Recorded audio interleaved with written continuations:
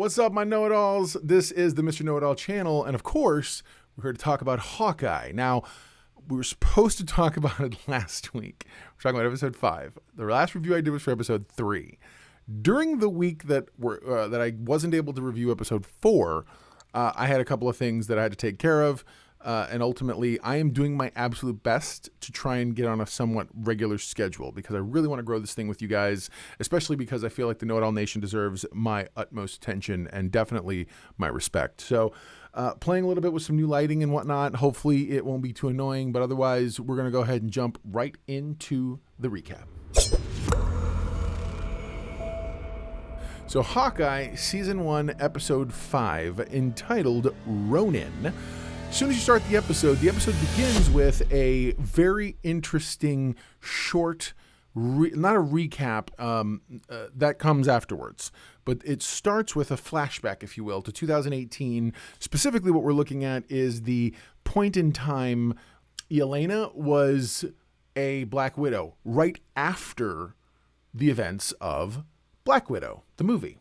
So what you get is Yelena is helping find other Black Widows.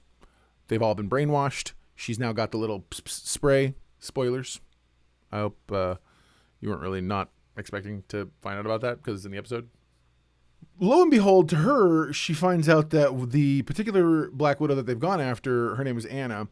Anna is not in any way, shape, or form a brainwashed. So I guess there's still a couple out there that whether it's whether they were hit in the head or whatever it was. And so, but she shows up and her accomplice end up fighting Anna. And they, after a little bit, they spray her in the face only to find out, hey, she really wasn't brainwashed. And so they sit down and she's like, look, I got to go to the bathroom. I'm sorry. And so she gets up, goes to the bathroom. And while she's there, we see a version. They call it the blip, the snap, the dusting, whatever you want to call it. She mysteriously begins, she goes to wash her face. The water starts to look like dust to her. This is one of the first times I think I've ever seen this.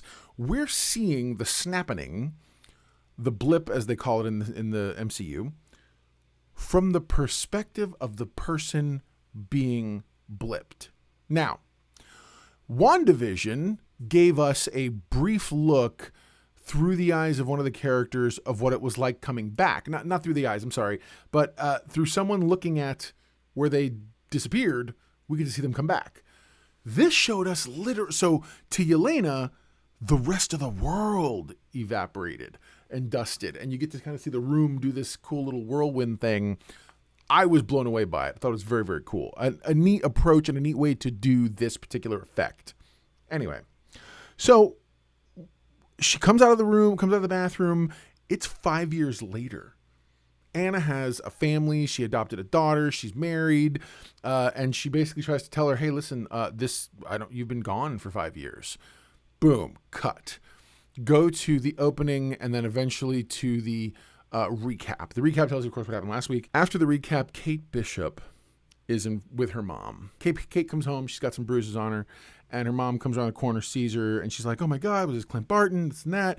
And eventually Kate tells her, no, listen, hey, he had nothing to do with this. He actually saved me and demanded that I leave.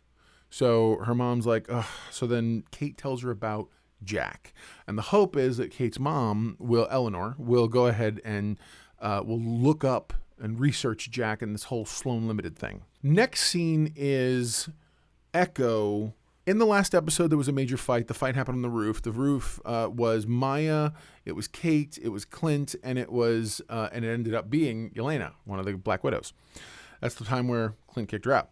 So Yelena's getting healed, sewn up, and her boyfriend's like, "Hey man, this thing's got to stop. We got to learn to make it through this. Otherwise, we're not gonna survive."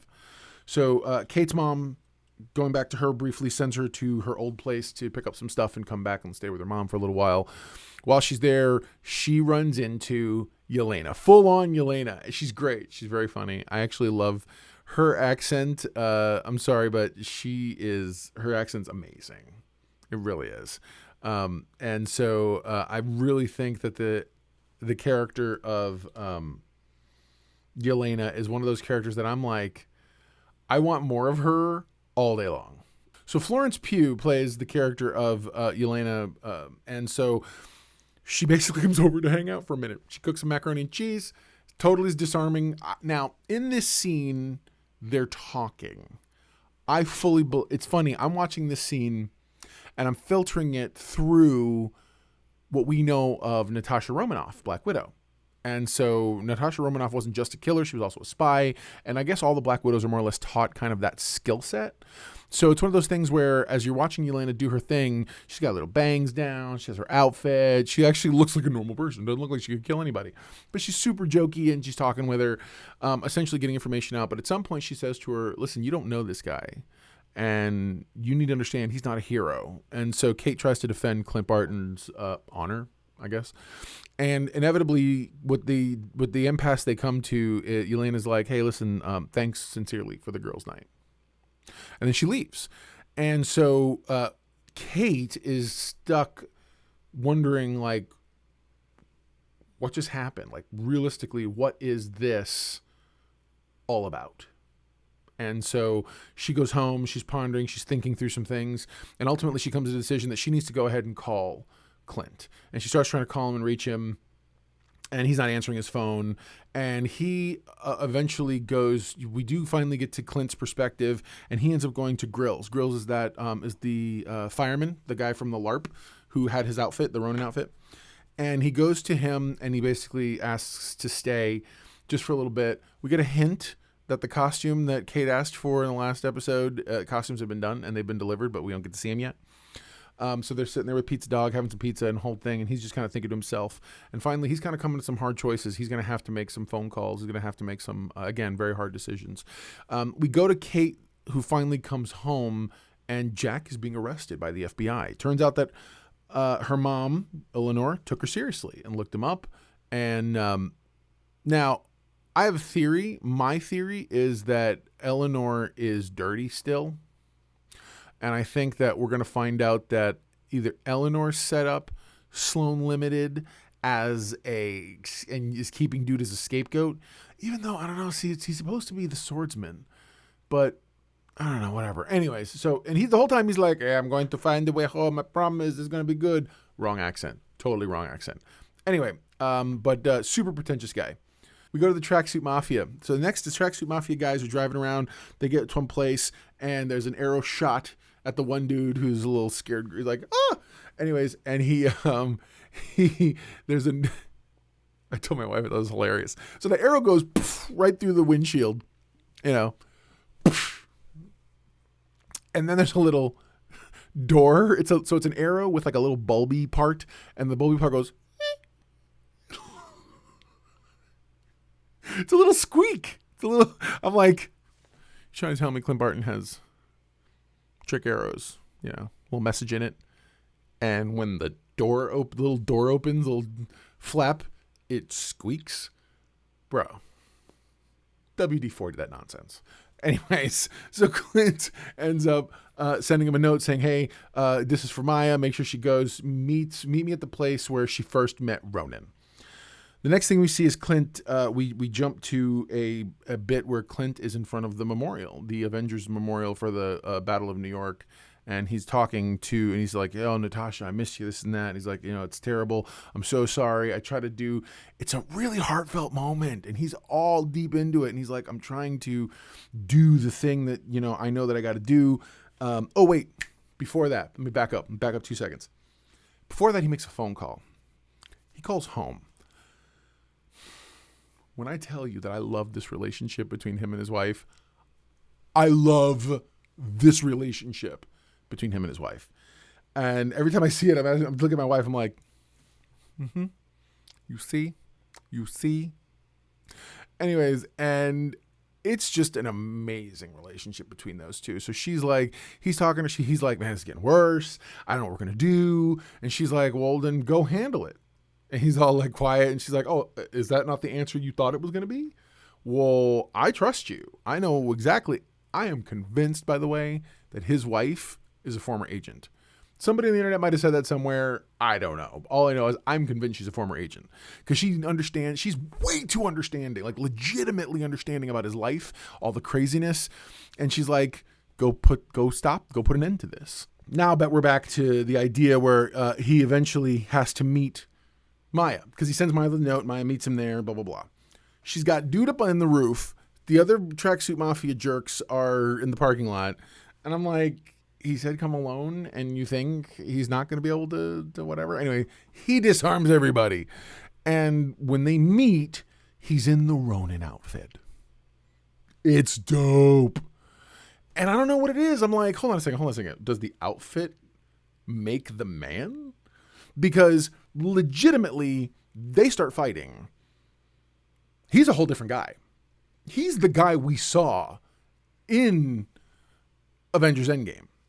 He's like whipping the sword around and doing stuff, and they're just like hand to hand, and it's going on. I'm loving it. I love everything about it. And finally, he's got her. He flips her. Does this really cool move. Boom! She's on the ground in front of a car. Takes off his hood. Takes off the mask, and he's like, "I want you to see my face." And they're signing at this point. And she's just staring, and they do these really cool tight close-ups on her eyes and stuff while she's reading and assessing things.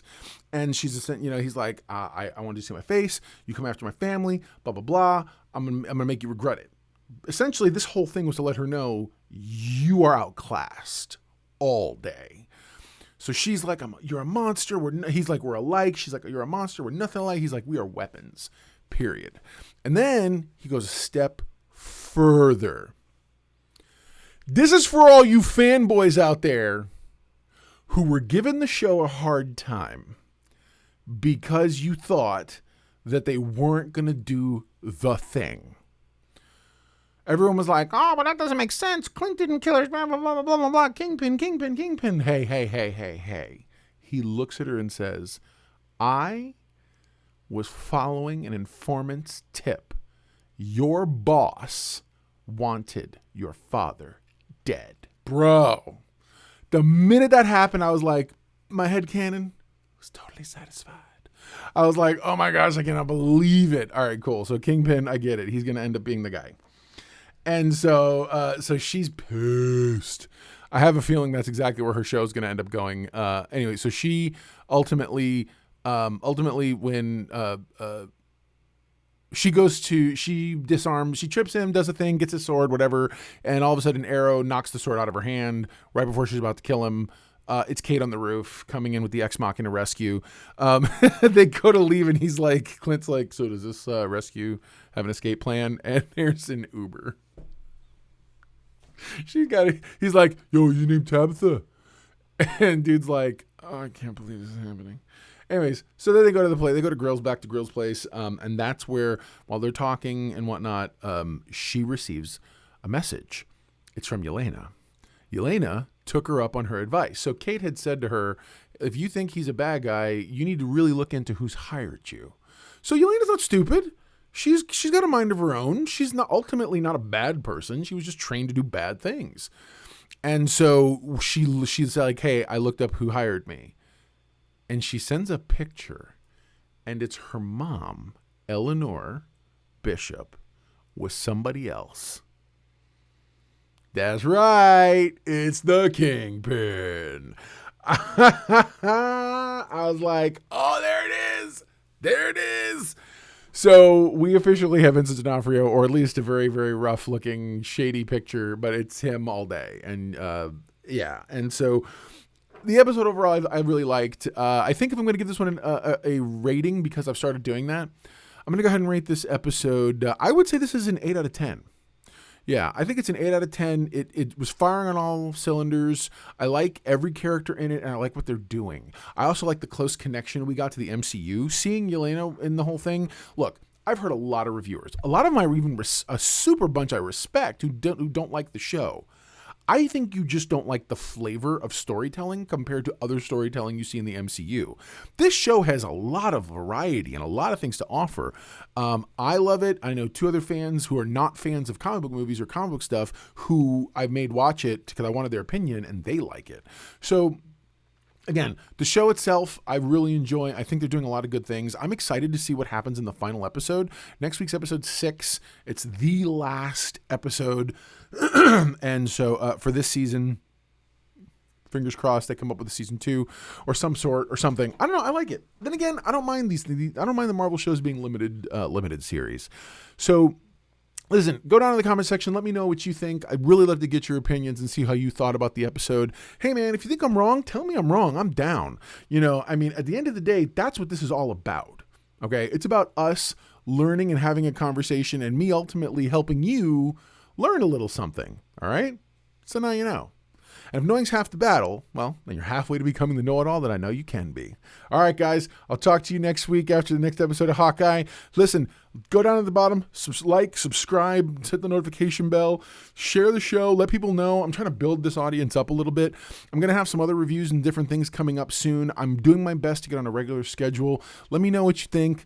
Go jump down in the comment section, tell me a little something. Otherwise, take care of you guys. Hey, man, take care, everybody. Don't forget, everyone loves a know-it-all.